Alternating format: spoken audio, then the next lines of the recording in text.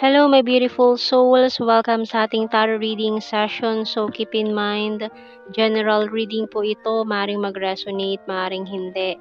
Kunin nyo na lang po kung para sa inyo and leave the rest. Maaaring mag-shift ang energies or magkabaliktad ang sitwasyon. Kaya kayo na pong bahala kung saan kayo nakalugar sa reading natin. So, let's see. So, we have here the crystal ball and the candle. Binoculars and pillow. Oh, so someone here from a long distance is missing you, thinking of you, especially at night. Hindi siya makatulog sa gabi dahil kaiisip sa'yo. Ikaw ang thoughts niya every night. Kaya hindi siya makatulog. Alam mo, madaling araw na kahit pagod siya sa trabaho, ay hindi pa rin niya mapigilan na isipin ka. Okay? So, tingnan pa natin more about this person. And we also have your shovel. Kasi yun, talagang binabalikan niya yung nakaraan nyo. This person is digging the past. So, bakit nangyari ito? Marami siyang what ifs, madami siyang iniisip. Bakit ganun humantong tong relasyon or tong connection nyo? And yung bottom card natin is snail. So, wala siyang magawa ngayon kasi ang bagal lang ng energy. Parang hindi niya alam kung ano yung gagawin niya. So, gusto niyang kausapin ka, gusto niyang pumunta sa iyo pero parang there is a long distance situation kaya hindi madali para sa kanya na puntahan ka. Okay, so tingnan natin message ng Archangel. We have here gentleness by Archangel Sandalphon. Be very gentle with yourself at this time. Surround yourself with gentle people, situations, and environments. Okay, so talagang hindi niya kaya, no, na makapag-usap pa sa'yo sa ngayon. And parang hindi niya rin pa magawa makipagkita sa'yo dahil nga sa long distance kayo.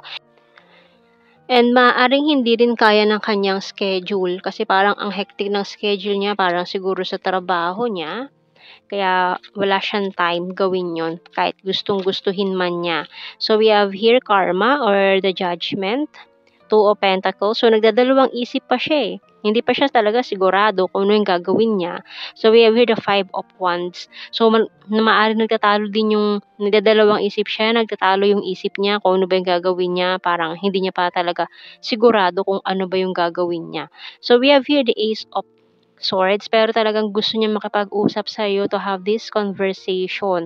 Kumbaga, mag-start na muna or maggawa ng move or magparamdam. So, we have here the Queen of Pentacles. Pero may someone dito na babae kasi na gumugulo, maaaring the third party, kung nagkaroon man ng third party, kung sino man tong third party na to. So, parang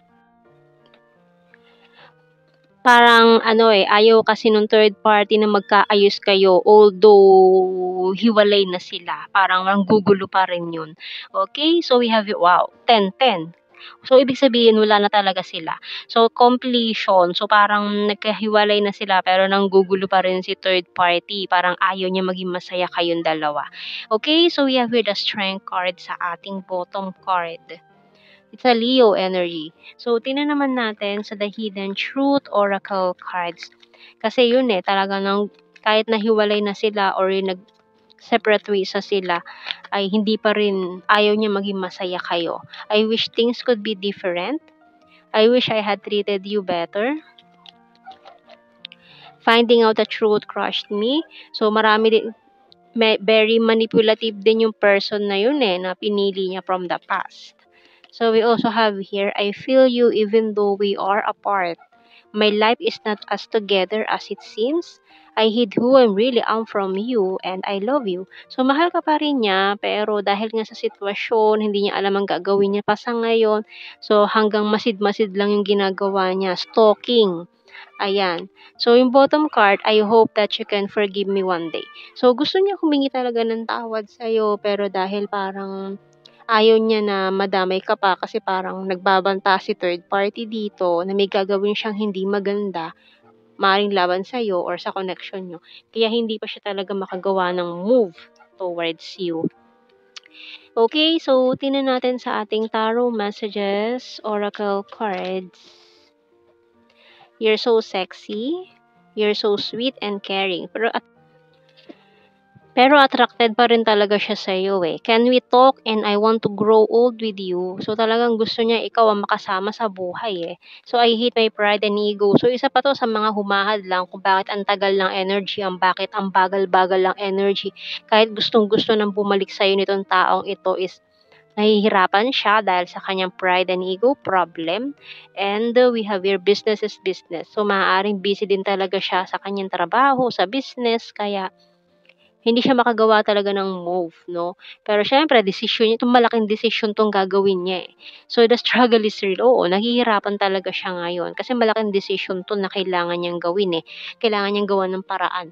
And tingnan natin sa initials natin, meron tayong letter C, D, F, and X. Letter Y and N. Ayan.